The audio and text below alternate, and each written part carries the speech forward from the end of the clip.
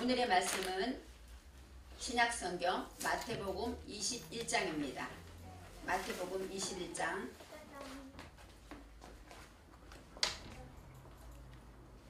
7절로 11절까지 말씀입니다. 21장 7절로 11절입니다.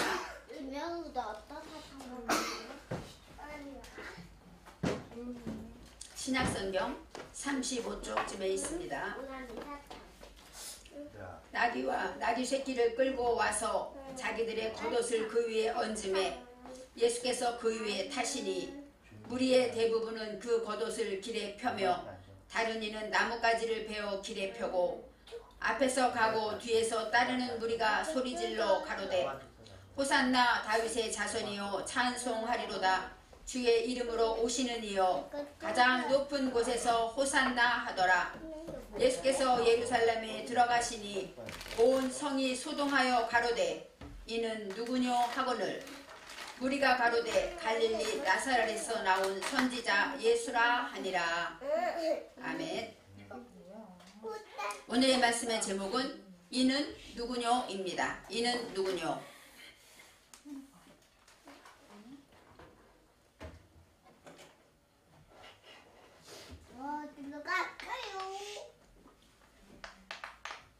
오늘은 종려주일입니다.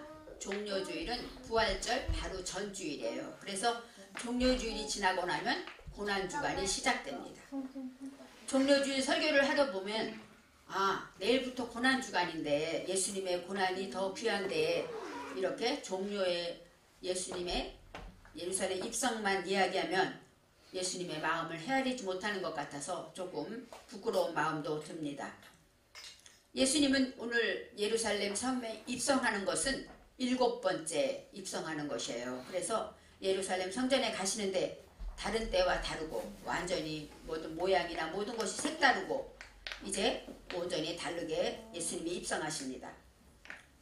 예수님이 들어가실 때 예수님의 그 입성하는 것이 그림처럼 만화처럼 이렇게 그려지는 모습이 마태복음 21장입니다.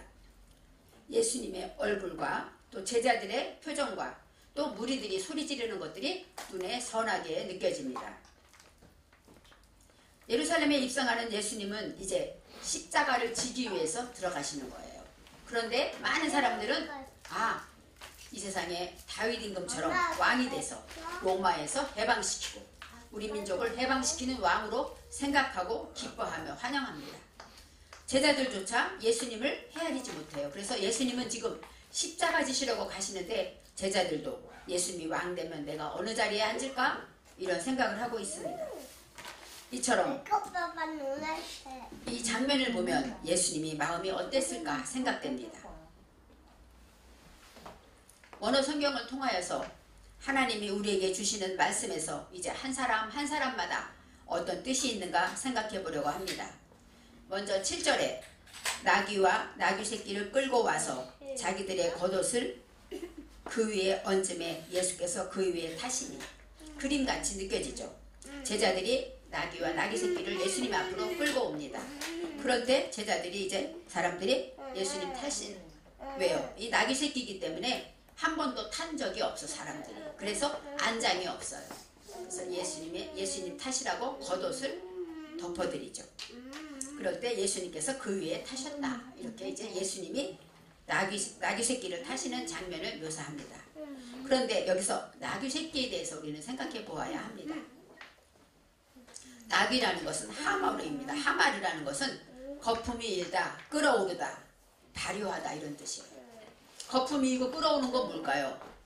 열받는 거죠. 화가 나는 거죠. 그래서 이 나귀 새끼라는 것은 바로 화가 나고 보글보글 끓어오르는 나귀라는 짐승이 그런 짐승입니다. 그런데 나귀 새끼는 누구와 함께 있을까요? 엄마 나귀와 함께 있어요. 그리고 이 나귀 새끼는 엄마를 떠나서 어디 가서 무엇을 해본 적이 없어요.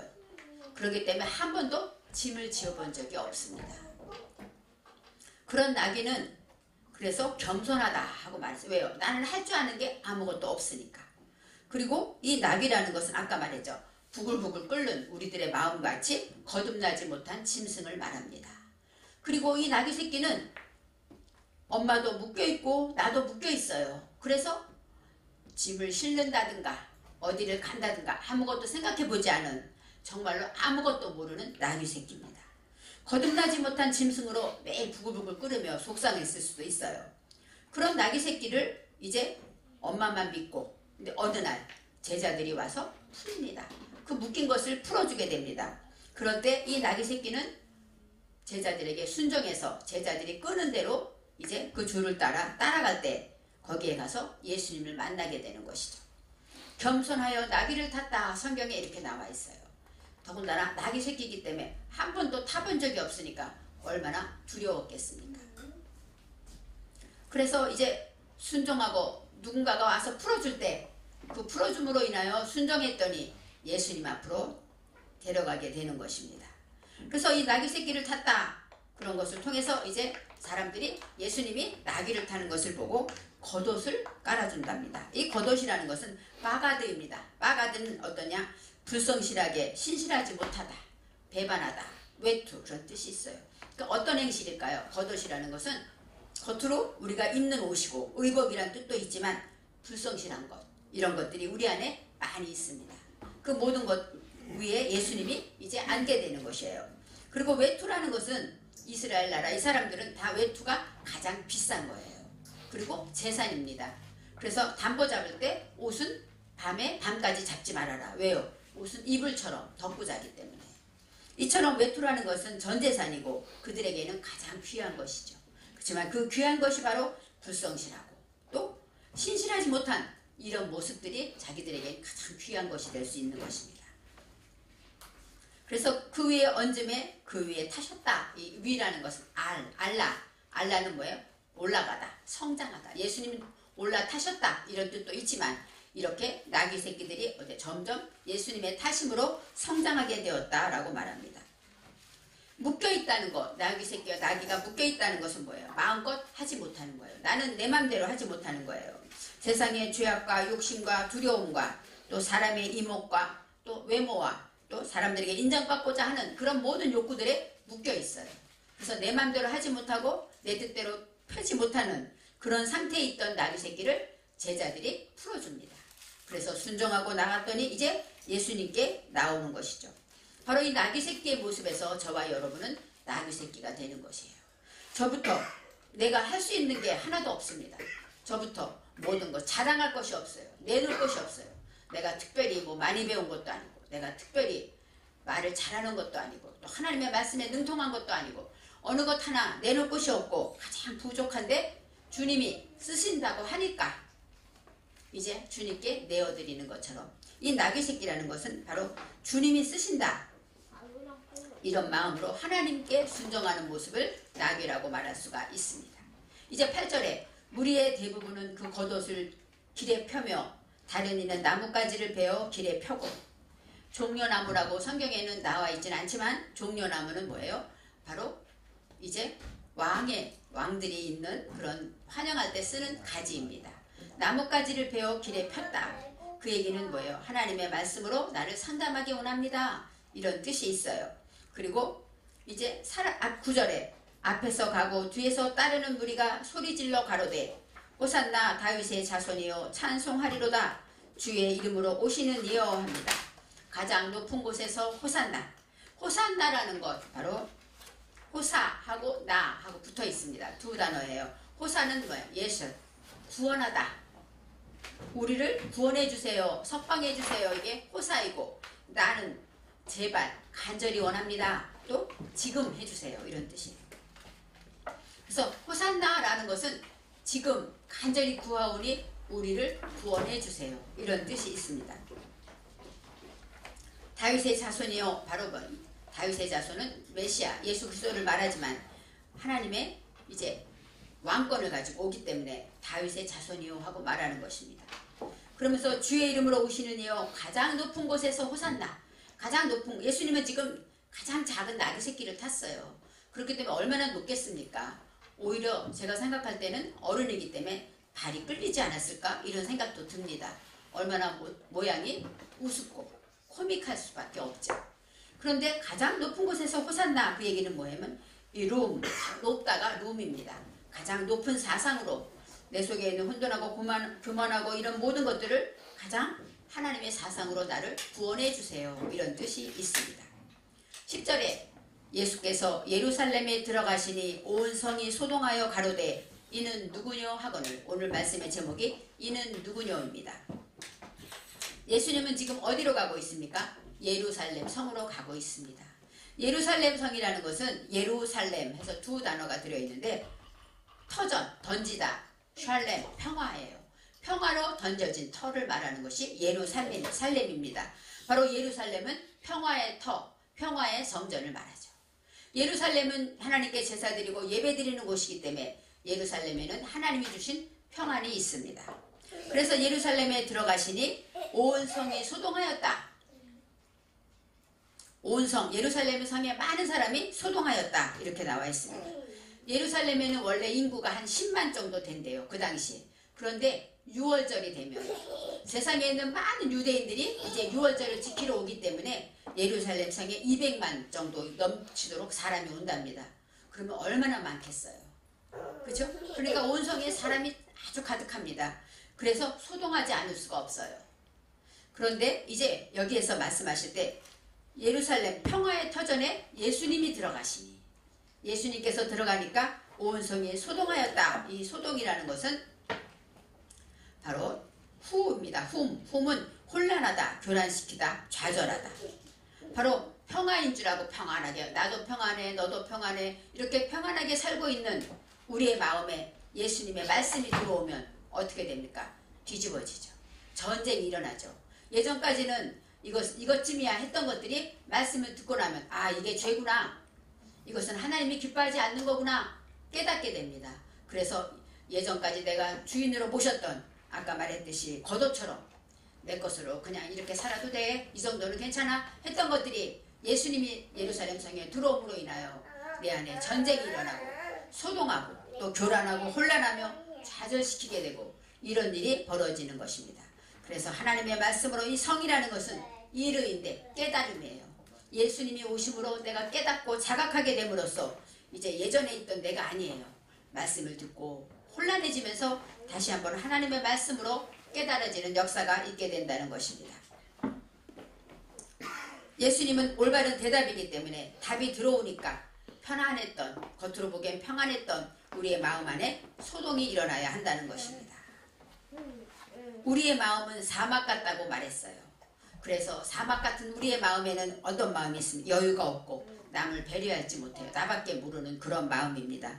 사랑이 없고 독사와 방울뱀과 정갈이 많은 그런 사막 같은 마음에, 그래서 우리는 남이 잘못되면 배 아프지 않고 기분 좋고, 또 남이 어려운 일을 당하면 나는 괜찮아, 이렇게 이런 마음이 많이 있습니다. 그런 마음에 하나님의 말씀에 빛이 들어가게 되면 우리는 이제 이런 마음은 하나님이 기뻐하지 않는구나 하고 뒤로 놓고 하나님께 정리정돈된 내 마음으로 감사하며 이제 다시 한번 진리의 말씀대로 살아가게 되는 것입니다. 지금 드리는 예배 시간, 요 시간이라도 정신 차리고 하나님의 말씀을 잘 들으면 그 말씀 안에 내 문제가 해결된다는 것을 알아야 합니다.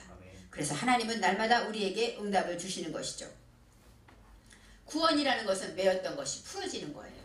그래서 나귀는 묶였던 끈이 풀어지고, 또 예수님께 왔을 때 예수님이 타심으로 인하여서 그 안에 묶였던 나귀가 아무것도 못하고 아무것도 못했던 그 모든 것들이 예수의 이름으로 능력으로 하는 역사가 나타나게 됩니다. 이처럼 이제 소동하고 일어날 때 점점 내 안에 어두움이 내 안에서 일어나서 변화되고 깨달아지는 역사가 나타날 때 이는 누구냐? 사람들이 물어봅니다. 왜 이렇게 겉옷을 깔고 송료나무 가지를 흔들며 소리를 지르는데 저 사람은 도대체 누구냐? 하고 묻는 것이죠. 이는 누구냐? 그것은 뭐예요? 이 사람은 누구냐? 예수님에 대해서 물어보는 것입니다. 그렇지만 히브리어로 말하면 미, 후, 제, 미 누구냐? 후, 예전부터 전례부터 내려온 건 뭐예요? 내 안에 있었던 욕심과 미움과 아까 말한 교만과 겉으로 자랑하고 위선과 이런 모든 것들이 바로 뭐예요? 쟤는 도구가 된다는 거예요. 내 안에 이제까지 잘못했고 죄를 깨달아서 이제 하나님 말씀으로 거듭나게 되게 되면 그것이 나의 도구가 돼요. 그래서 그것 때문에 내 것이 문제가 해결되고 그것이 변화됨으로 다른 사람도 변화시킬 수 있고 이렇게 되는 것이죠. 그래서 내 속에 예수님이 오게 되면 내 속에 죄가 무엇일까? 내 속에 전례부터 내려온 나의 욕심이 무엇일까? 또 나의 이기심이 무엇일까? 또 나의 혈기가 어디에 있는가? 이렇게 발견하게 되는 것이 이는 누구냐입니다. 이제 무리가 11절에 가로되 이는 예수님에 대해서 말합니다. 갈릴리 나사렛에서 나온 선지자 예수라 하니라. 예수님에 대해서 여러 가지로 설명하죠. 첫째, 갈릴리. 예수님은 갈릴리에서 나왔습니다. 바로 이것을 통해서 갈릴리는 어떤 뜻이냐? 갈랄, 똥을 굴려내다, 또 벗기다, 회개하다, 자수하다 이런 뜻이 있어요. 아까 말했듯이 빛이 오게 되면 내 속에 어두움이 어떻게 됩니까? 벗겨지죠. 그리고 어두움이 드러나게 됩니다. 그래서 이제 예수를 만나게 되면 먼저 내 죄를 하나님 앞에 내놓고 하나님 내가 잘못했습니다 하고 먼저 나의 죄와 나의 똥같은 자존심과 이런 것들을 나의 위선을 내놓게 됩니다. 그래서 갈릴리에서 오셨다고 말합니다. 두 번째, 나사렛 예수라고 합니다. 이 나사렛은 것은 나차르는 나시린이라는 뜻이 있어요. 우리가 아는 삼손도 나시린이었어요. 그래서 머리에 삭도를 대지 않았다 이렇게 말하는데 이 나시린이라는 것은 하나님께 바쳐진 자를 말해요. 하나님이 받으시는 자를 말합니다. 그래서 하나님이 받으시는 자 나사렛 그것은 어떤 뜻입니까? 하나님이 지키다, 보호하다 이런 뜻이 있어요. 그래서 나사렛에서 왔다라는 것은 뭐예요? 하나님께 드려진 자, 하나님이 받으시는 자라는 뜻이 있고 그렇기 때문에 하나님이 우리를 지켜주시고 보호해 주신다는 것입니다. 저와 여러분은 하나님이 받으시는 자죠. 하나님께 드려진 자입니다. 왜요? 예수님의 십자가에서 예수님이 나를 위해 죽으심으로 나는 이제 예수님 위해 살겠습니다 하고 하나님께 드려진 자이기 때문에 하나님이 지금도 지켜주시고 보호하시는 나사렛의 의미가 있는 것입니다. 나사렛에서 무엇은 선한 것이 나겠느냐 하고 제자들이 말한 것처럼 나사렛은 아주 작은 동네예요. 그리고 교육이 유명하거나 뭐 알려진 동네도 아니고 정말로 작고 초라한 동네지만 그 뜻은 약하고 부족하지만 하나님은 우리를 받으셨다 이런 뜻이 있습니다. 이제 세 번째, 나사렛에서 나왔다 제 후예요. 후 바로 하얌. 그것은 뭐냐면 이제 전례부터 내려오던 것 그런 것이 대답하게 되었다 이런 뜻이에요. 내 속에 죄가 있어서 죄들이 많아서 내 안에 부글부글 끓었는데 예수님을 만나고 말씀을 듣고 나오니까 예수님이 대답이 되기 때문에 그 모든 문제에 답이 되셨다 이렇게 말할 수가 있습니다. 네 번째, 선지자. 선지자는 나비입니다. 나비라는 것은 바로 하나님의 말씀을 대언하는 자, 이게 선지자겠죠. 그리고 스스로 내 안으로 먼저 들어가다 이런 뜻이 선지자예요. 그러니까 내 안으로 들어가서 내 속에 있는 죄와 허물을 처리하게 된 자, 경험한 자가 바로 선지자라는 뜻이 있습니다. 그래서 예수를 만나게 되면 저와 여러분은 예수님은 선지자이지만 저와 여러분도 하나님의 말씀으로 내 속에 들어가서 내 속에서 들어있는 모든 죄와 허물을 깨닫고 그것을 회개하며 하나님의 말씀으로 바꿔줄 수 있고 변화되는 그것이 바로 선지자의 모습이라고 할 수 있습니다. 마지막으로 예수입니다. 예수라는 것은 나의 구원자, 나를 구원하시는 분 그런 뜻입니다. 마리아에게 말할 때 예수는 이 백성을 죄에서 구원할 자, 이것이 바로 예수입니다. 나의 구주, 나의 주님, 나를 위해 십자가 지시려고 예루살렘 성에 나귀를 타고 돌아가신 우리 주님, 바로 예수입니다. 그래서 예수를 만나는 길은 아까 말했죠. 갈릴리, 나사렛에서 나온 선지자 예수라는 것을 알아야 합니다. 저와 여러분은 예수를 만나게 되면 가장 먼저 갈릴리로 가야 합니다. 그리고 이제 하나님의 보호하심을 입은 나사렛에 머물고 그 다음에 거기에서 이제 내 속에 헛된 것들이 무엇인가? 그것에 대한 대답을 찾아서 하나님의 말씀으로 내 안으로 들어가 내 안에 헛된 무지와 죄를 처리하고 그 다음에 그 모든 것들을 말씀을 듣고 깨달아서 그것을 지키게 될 때 진정한 올바른 대답이신 예수를 만나게 된다는 것입니다. 나귀 새끼를 타고 이제 우리가 생각할 때 예수님은 갈릴리 나사렛 예수였는데 예루살렘 성에 들어가서 제일 먼저 하신 일이 무엇입니까? 성전을 청소하셨습니다. 200만 명이라는 사람이 모이니까 얼마나 많은 사람이 멀리서 오겠습니까? 그리고 로마 화폐는 받지를 않아요. 그래서 그들이 가면 성전 돈을 헌금하려면 바꿔야 돼요. 그래서 돈 바꾸는 자들이 대목이에요. 아주 흥행하고 많은 사람들이 성전에 돈 바꾸는 자들이 있었어요. 또 재물을 드려야 되는데 멀리서 가지고 오다 보니까 어때? 재물들이 다 지치고 또 다치고 이래서 올해 조금이라도 흠이 있으면 하나님이 안 받는다. 그래갖고 제사장들이 다 보이콧했어요. 그렇기 때문에 재물을 내가 갖고 내가 기른 재물을 드리는 것이 아니라 와서 사야 돼요. 그래서 재물 파는 사람들이 얼마나 많았는지 비둘기도 팔고 양도 팔고 소도 팔고 염소도 팔고 그래서 이 성전이 얼마나 시끄러웠겠습니까?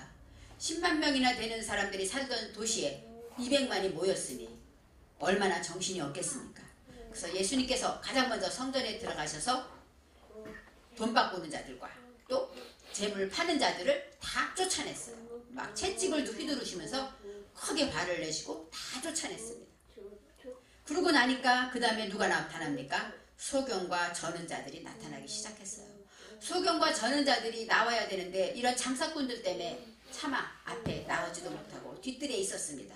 그런데 그들을 다 몰아내고 나니까 정말 예수님을 만나야 하는 자들, 예수님을 사모하고 예수님이 필요한 자들, 그런 소경과 저는 자들을 예수님이 고쳐주게 되신 것이죠. 우리 안에 장사꾼과 우리의 성전은 바로 우리 마음입니다.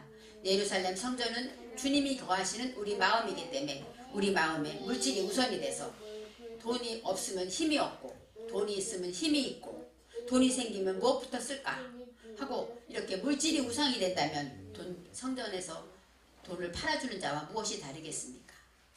또 우리가 무엇인가 하나님께 드려질 때 나의 부족한 것, 나의 죄된 것을 드려야 되는데 겉으로 보이기 좋은 것, 겉으로 남들이 이목만 생각한다면 우리 속에 더러운 것이 너무나도 많습니다.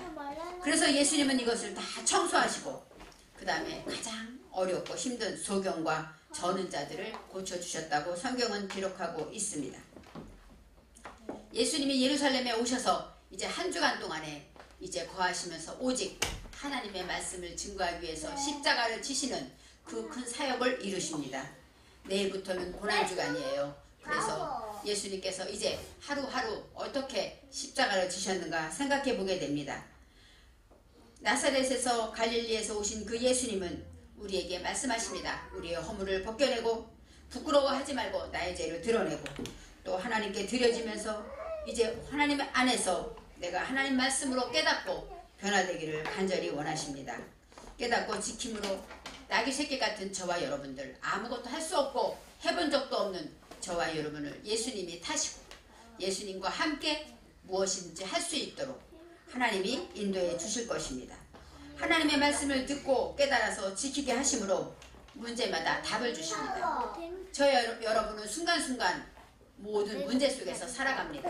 그래서 예수님은 그 문제마다 말씀으로 답을 주시죠. 그래서 예수님의 뜻은 올바른 대답이란 뜻입니다.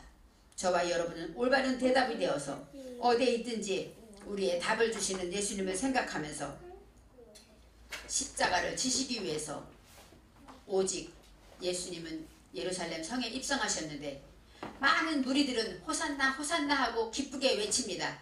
그렇지만 그들이 어떻게 변할까요? 나중에는 십자가에 못 박아라 하는 사람들로 변하게 된다는 것입니다. 이처럼 예수님은 우리의 처음부터 끝까지 알고 계시기 때문에 우리를 보고 기뻐하지 않을 수도 있을 것입니다.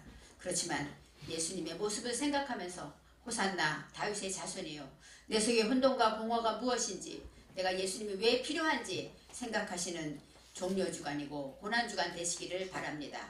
기도하겠습니다. 사랑의 하나님 감사합니다.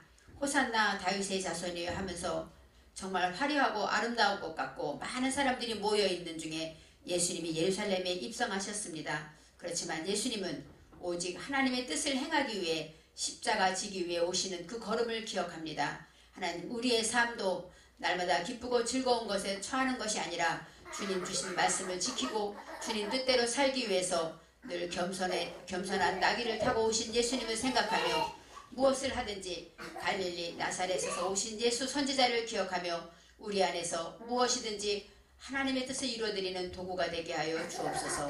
하나님 우리를 사랑해 주심을 감사드립니다. 우리를 위해 십자가 지심을 감사드립니다. 우리 안에 오셔서 주님과 함께 십자가 지는 그 자리까지 갈 수 있도록 인도하여 주옵소서. 감사드리며 예수님의 이름으로 기도합니다.